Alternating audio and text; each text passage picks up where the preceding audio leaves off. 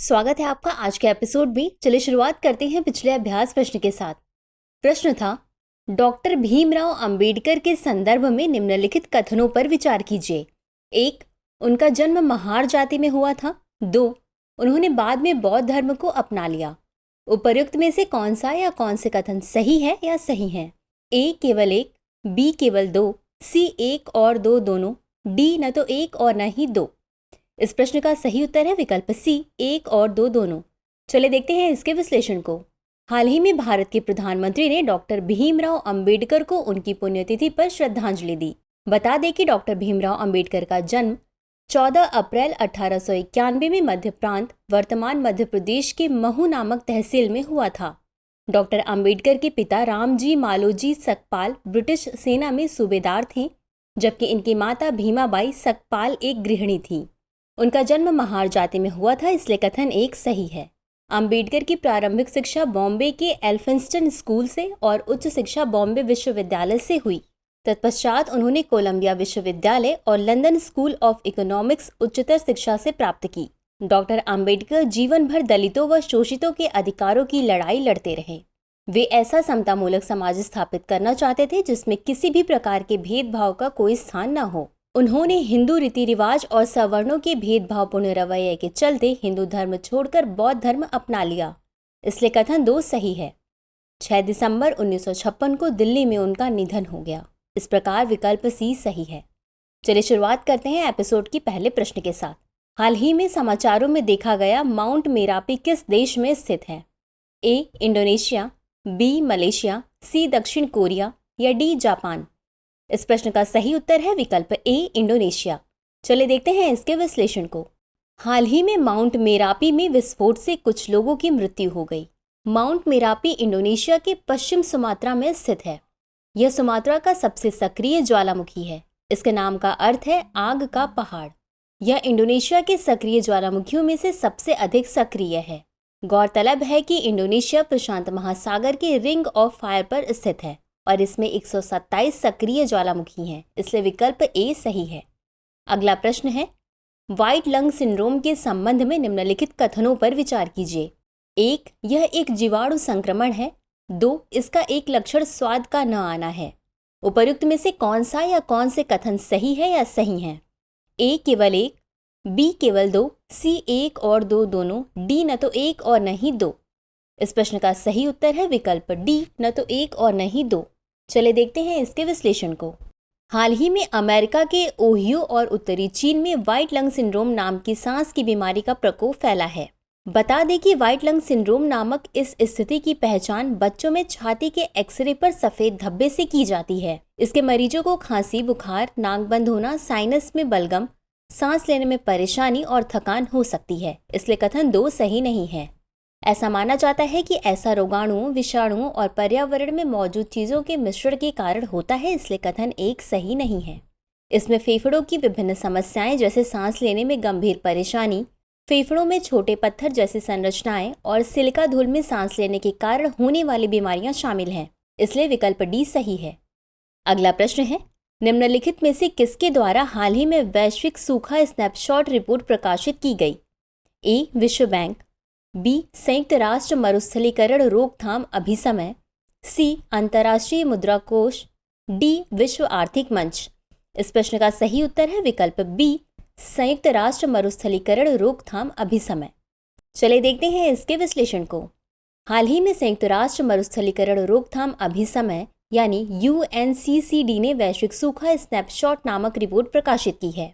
Report के अनुसार horn of Africa में लगातार 5 वर्षा ऋतुओं की विफलता के कारण क्षेत्र में 40 वर्षों में सबसे बुरा सूखा पड़ा, जिससे कृषि उत्पादकता में कमी, खाद्य असुरक्षा और उच्च खाद्य कीमतों में योगदान हुआ। संयुक्त राष्ट्र मरुस्थलीकरण रोकथाम अभिसमय यानी UNCCD 1992 में रियो डी जनेरियो में हुए पृथ्वी शिखर सम्मेलन में शुरू किए गए 3 सम्मेलनों में से एक है। यह मरुस्थलीकरण और सूखे के प्रभावों को संबोधित करने के लिए स्थापित एकमात्र कानूनी रूप से बाध्यकारी ढांचा है, इसलिए विकल्प बी सही है। अगला प्रश्न है, राष्ट्रीय अपराध रिकॉर्ड ब्यूरो यानी NCRB के संदर्भ में निम्नलिखित कथनों पर विचार कीजिए। 1. इसकी स्थापना 1986 में हुई थी। 2. इसकी स्थापना टंडन समिति की सिफारिशों पर की गई थी। उपर्युक्त में से कौन सा या कौन से कथन सही है या सही हैं? ए केवल एक, बी केवल दो, सी एक और दो दोनों, डी न तो एक और न ही दो। इस प्रश्न का सही उत्तर है विकल्प सी, एक और दो दोनों। चलिए देखते हैं इसके विश्लेषण को। हाल ही में राष्ट्रीय अपराध रिकॉर्ड ब्यूरो यानी NCRB ने खुलासा किया कि 2022 में देश में महिलाओं के खिलाफ अपराधों से जुड़ी FIR की सबसे अधिक दर दिल्ली में दर्ज की गई। NCRB के मुताबिक राष्ट्रीय राजधानी में साल 2022 में 144.4 प्रति लाख की दर से 14,247 मामले दर्ज किए गए, जो राष्ट्रीय औसत 66.4 से काफ़ी ऊपर है। बता दें कि राष्ट्रीय अपराध रिकॉर्ड ब्यूरो यानी NCRB भारत सरकार के गृह मंत्रालय के साथ संलग्न एक कार्यालय है। नई दिल्ली स्थित इस ब्यूरो का प्रमुख उद्देश्य भारत की पुलिस के आधुनिकीकरण व सूचना प्रौद्योगिकी में सशक्त करना है। इसकी स्थापना 1986 में अपराध और अपराधियों पर सूचना के भंडार के रूप में कार्य करने के लिए की गई थी, इसलिए कथन एक सही है। इसकी स्थापना टंडन समिति, राष्ट्रीय पुलिस आयोग 1977 से 1981 और गृह मंत्रालय की टास्क फोर्स 1985 की सिफारिशों के आधार पर की गई थी, इसलिए कथन दो सही है, इसलिए विकल्प सी सही है। अगला प्रश्न है, हाल ही में चर्चित INS संधायक का निर्माण निम्नलिखित में से किसके द्वारा किया गया है? A Garden Reach Shipbuilders and Engineers, B Hindustan Shipyard Limited, C Mazagon Dock Limited या डी गोवा शिपयार्ड लिमिटेड। इस प्रश्न का सही उत्तर है विकल्प A Garden Reach Shipbuilders and Engineers. चलिए देखते हैं इसके विश्लेषण को। हाल ही में Garden Reach Shipbuilders and Engineers यानी GRSE ने नौसेना दिवस के अवसर पर भारतीय नौसेना को INS संधायक सौंपा। INS संधायक भारत में निर्मित अब तक का सबसे बड़ा सर्वेक्षण जहाज है और 4 सर्वेक्षण जहाजों की श्रृंखला में पहला है। 110 मीटर लंबा यह युद्धपोत 4 सर्वेक्षण जहाजों की श्रृंखला में प्रमुख जहाज है। यह युद्धपोत बंदरगाह और बंदरगाह के दृष्टिकोण के पूर्ण पैमाने पर तटीय और गहरे पानी के हाइड्रोग्राफिक सर्वेक्षण और नेविगेशन चैनलों एवं मार्गों के निर्धारण में सक्षम है। रक्षा मंत्रालय के मुताबिक इस पोत के निर्माण की प्रक्रिया 12 मार्च 2019 को आरंभ हुई और इसे 5 दिसंबर 2021 को लॉन्च किया गया, इसलिए विकल्प ए सही है। अगला प्रश्न है, अंतर्राष्ट्रीय सामाजिक सुरक्षा संघ के संबंध में निम्नलिखित कथनों पर विचार कीजिए। 1. इसकी स्थापना 1927 में हुई थी। 2. इसका मुख्यालय जिनेवा में है। उपर्युक्त में से कौन सा या कौन से कथन सही है या सही हैं? ए केवल एक, बी केवल दो, सी एक और दो दोनों, डी न तो एक और न ही दो। इस प्रश्न का सही उत्तर है विकल्प सी एक और दो दोनों। चलिए देखते हैं इसके विश्लेषण को। हाल ही में कर्मचारी राज्य बीमा निगम यानी ESIC ने अंतर्राष्ट्रीय सामाजिक सुरक्षा संघ का ISSA विजन 0 2023 पुरस्कार जीता। गौरतलब है कि अंतर्राष्ट्रीय सामाजिक सुरक्षा संघ विश्व की सामाजिक सुरक्षा एजेंसियों और संगठनों को एक साथ लाने वाली प्रमुख अंतर्राष्ट्रीय संस्था है।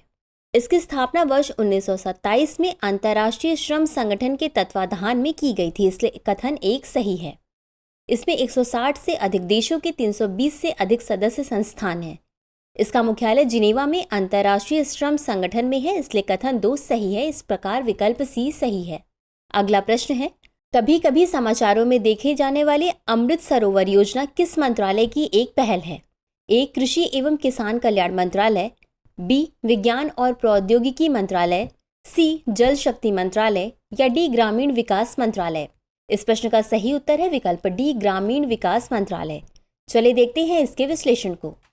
हाल ही में केंद्रीय ग्रामीण विकास राज्य मंत्री साध्वी निरंजन ज्योति ने लोकसभा में अमृत सरोवर योजना के बारे में जानकारी साझा की। आपको बता दें कि मिशन अमृत सरोवर 24 अप्रैल 2022 को लॉन्च किया गया था। इस मिशन का लक्ष्य देश के प्रत्येक जिले में 75 अमृत सरोवर तालाब को विकसित या पुनर्जीवित करना है, जिससे देश में कुल मिलाकर लगभग 50,000 अमृत सरोवर होंगे। यह मिशन ग्रामीण विकास मंत्रालय के तत्वाधान में क्रियान्वित किया जा रहा है, इसलिए विकल्प डी सही है। अगला प्रश्न है, मीथेन अलर्ट और रिस्पॉन्स सिस्टम यानी MARS के संबंध में निम्नलिखित कथनों पर विचार कीजिए। 1. यह जलवायु और स्वच्छ वायु गठबंधन यानी CCAC और अंतर्राष्ट्रीय ऊर्जा एजेंसी यानी IEA के साथ साझेदारी में काम करता है। 2. यह मीथेन उत्सर्जन पर त्वरित कार्यवाही योग्य और पारदर्शी डेटा प्रदान करने वाली पहली वैश्विक प्रणाली है। उपर्युक्त में से कौन सा या कौन से कथन सही हैं या सही हैं? ए केवल 1, बी केवल 2, सी 1 और 2 दोनों, डी न तो 1 और न ही 2। इस प्रश्न का सही उत्तर है विकल्प सी 1 और 2 दोनों। चलिए देखते हैं इसके विश्लेषण को। हाल ही में methane alert and response system यानी MARS ने 4 महाद्वीपों में फैले 127 पल्म देशों को सचेत किया है। बता दें कि methane alert and response system यानी MARS एक अंतर्राष्ट्रीय सार्वजनिक निजी साझेदारी है जो स्वच्छ ऊर्जा स्रोत के रूप में मीथेन की पुनर्प्राप्ति और उपयोग में आने वाली बाधाओं को कम करने पर केंद्रित है। नवंबर 2022 में पार्टियों के सम्मेलन COP27 में इसकी घोषणा की गई और जनवरी 2023 में इसका प्रारंभिक पायलट चरण शुरू हुआ। यह पहल जलवायु और स्वच्छ वायु गठबंधन CCAC और अंतर्राष्ट्रीय ऊर्जा एजेंसी IEA के साथ साझेदारी में काम करती है, इसलिए कथन 1 सही है। यह पहली वैश्विक प्रणाली है जो प्रमुख उत्सर्जन घटनाओं की निगरानी के लिए उपग्रह डेटा का उपयोग करती है, इसलिए कथन 2 सही है। इस प्रकार विकल्प सी सही है। अगला प्रश्न है, परचेजिंग मैनेजर इंडेक्स निम्नलिखित में से किसके द्वारा प्रकाशित किया जाता है? ए अंतर्राष्ट्रीय खाद्य नीति अनुसंधान संस्थान, बी S&P ग्लोबल, सी विश्व आर्थिक मंच, डी अंतर्राष्ट्रीय मुद्रा कोष। इस प्रश्न का सही उत्तर है विकल्प बी S&P ग्लोबल। चलिए देखते हैं इसके विश्लेषण को।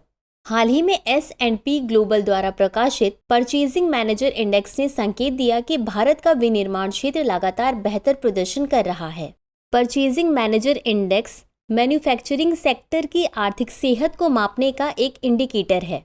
इसके जरिए किसी देश की आर्थिक स्थिति का आकलन किया जाता है। यह सेवा क्षेत्र समेत निजी क्षेत्र की अनेक गतिविधियों पर आधारित होता है। इसे 400 कंपनियों के अधिकारियों की प्रतिक्रियाओं के आधार पर तैयार किया जाता है। इस सूचकांक का स्कोर 50 से ऊपर होने का मतलब विस्तार और 50 से नीचे होने का मतलब संकुचन होता है, इसलिए विकल्प बी सही है। चलिए देखते हैं आज के अभ्यास प्रश्न को। हाल ही में किस राज्य की लाकाडोंग हल्दी को भौगोलिक संकेतक यानी GI टैग से सम्मानित किया गया है? ए मणिपुर, बी नागालैंड, सी असम, डी मेघालय। इस प्रश्न का उत्तर कमेंट बॉक्स में जरूर दें। आज के लिए बस इतना ही, शुक्रिया।